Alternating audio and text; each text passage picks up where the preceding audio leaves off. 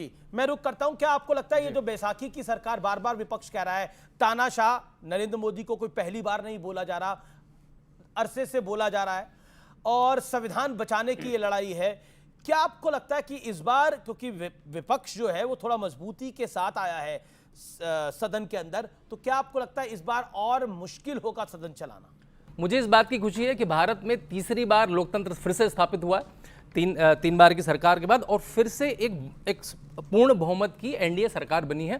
क्योंकि देखिए पिछले 40 साल में जब राजीव गांधी को 414 सीट मिली थी, उससे 2014 तक अमीश भाई किसी को पूर्ण बहुमत नहीं मिला। ना तो किसी अलायंस को, पीपल्स अलायंस को पूर्ण बहुमत मिला, ना किसी पार्टी को पूर्ण बहुमत मिला। जब पूर्ण बहुमत की सरकार होती है तो एक सुचारू रूप से चलती है। मोया मित्रा जी को मैं सुन रहा था, उन्होंने ओम बिरला की फिर वो नकल बना रही थी। ये मुझे फिर लगता है कि इस तरह से पार्लियामेंट चलेगी क्या? वो हमने पहले देखा था राजदीप धनखड़ जी की कोई नकल बनाता था, मिमिक्री बनाता था।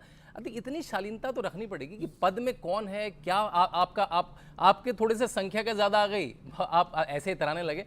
देखिए तीसरी बार प्रधानमंत्री मोदी प्रधानमंत्री बन चुके हैं, बड़े बड़े लोग तीसरी बार नहीं, चाहे मार्gaरेट थैचर हो चाहे टोनी ब्लेयर हो, तीसरा टर्म कोई नहीं देख पाता। तीसरा टर्म विश्व में, भारत में नहीं, शिवम माई ने तो भारत में कहा, भारत में 60 साल पहले आया था नेहरू का। विश्व में ऐसे कम नेता जिनका तीसरा बहुत बड़ी बात है, इसमें कोई दो राय नहीं है। नरेंद्र मोदी का तीसरा टर्म बड़ी बात है। एक जिसे कहते हैं कि अगर आपको नंबर ज्यादा मिले तो ह्यूमिलिटी ज्यादा होनी चाहिए, थोड़ा बेहतर आया। अभी भी विपक्ष के लायक आपको देश की जनता ने समझा, विपक्ष में ही लेके आया, नहीं तो सरकार में लेके आता।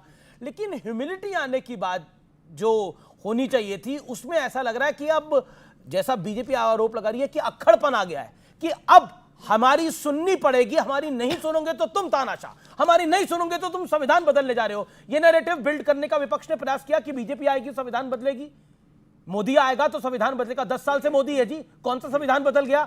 संविधान तो एक ही बार ही रोका गया इस देश के अंदर, जो इंदिरा गांधी ने रोका था। आपके इतिहास की पुस्तकों में बच्चों को क्या पढ़ाया जाएगा यह तक बदला गया है। इस देश के अंदर जेएनयू जैसी संस्थाओं को खत्म करने की कोशिश की गई है, और ये जो बदलाव आया है ये यहां बैठे हुए युवा लेकर के आए हैं। नीट के लिए एजुटेशन चल रहा था, मैं खुद गया हूं और झज्जर होकर के आया हूं।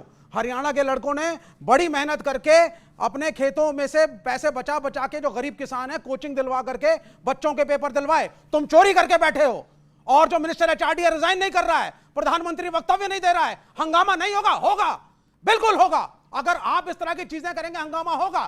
फिर हमने हल्ला मचाया, डर के मारे नेट की परीक्षा इन्होंने रोक दी। एक साल तक लड़के बैठ करके अपने इम्तिहानों की तैयारी करते हैं कि पीएचडी में दाखिला हो जाए, कोई टीचिंग असाइनमेंट मिल जाए, घर में नौकरी मिल जाए। तो क्या हंगामा ना मचाएं? बिल्कुल मचाएंगे। आप मुझे एक बात बताइए, इस देश की प्रथा रही है, अभी स्पीकर वाला इशू हुआ था, स्पीकर वाले इशू पे देश की प्रथा है कि आप अपोजिशन के नेताओं को फोन करिए, बुलाइए, मीटिंग करिए, आश्वासन दीजिए और मिलजुल करके। तो राजनाथ जी ने किया फोन? राजनाथ जी ने नहीं किया था, कांग्रेस का आया था यह वक्तव्य कि हम वेट करते रहे। कांग्रेस ने माना, राहुल गांधी ने माना, राजनाथ जी ने उन्होंने कहा कि 10 मिनट पहले दोपहर के हमने जल्दीबाजी में फिर एक कैंडिडेट का नाम हमने दिया। तो डिप्टी स्पीकर का पोस्ट हमेशा अपोजिशन को जाना चाहिए। तो तेलंगाना में तो नहीं हुआ ऐसा? अगर नहीं, वो नहीं हुआ तो नहीं हुआ, तो उसको प्रधानमंत्री नहीं हुआ। नहीं, सुनिए, रोल मॉडल, ये कब तक सरकार अपनी कुरीतियों को पुराने किसी विपक्ष के एग्जाम्पल, पुराने के लिए सर नई की बात है। तेलंगाना की सरकार तो एक साल को कंप्लीट करना चाहते हैं तेलंगाना को। ओके शिवम त्यागी।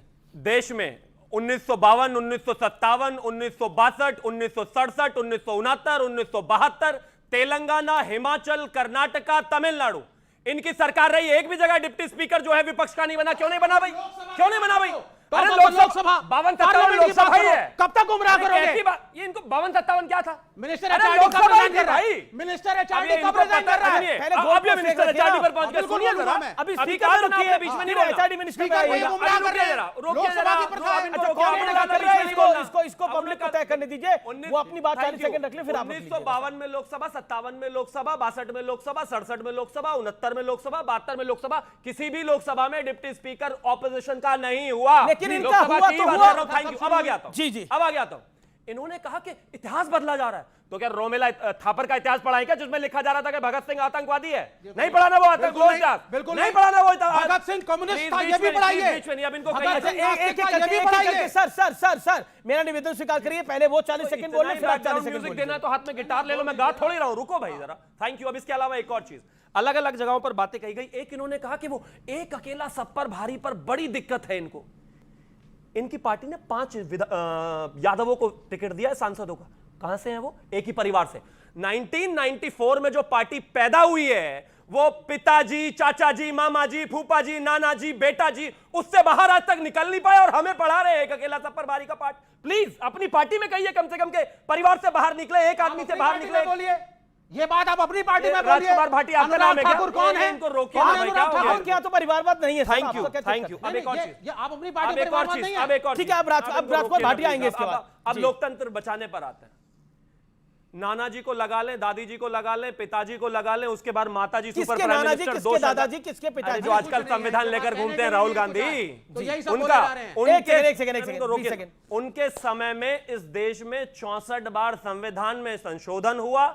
इस देश में इमरजेंसी लगी, इमरजेंसी में इस देश में अप्रोक्सीमेटली 15% संविधान बदल दिया गया। वो आज आकर जो है लोकतंत्र में खड़े होकर कहते हैं कि नहीं नहीं संविधान की रक्षा हम करेंगे। अरे अपने खानदान से कर लेते तो इस देश को ये देखने की हिम्मत ना पड़ती, जरूरत ना पड़ती। विषय साफ है, इस देश में संविधान, लोकतंत्र अगर स्वयं बाबा भीमराव अंबेडकर भी आ जाएं तो नहीं खत्म कर सकते। हां, कुछ लोगों को उसकी आड़ में अपनी सत्ता जरूर बनाने की कोशिश करनी है, उसकी रोटियां जरूर राजकुमार भाटी की इस वजह से ये ड्रामा। राजकुमार भाटी, क्या पॉलिटिकल गिमिक करने के लिए बार बार संविधान की आड़ ली जा रही है?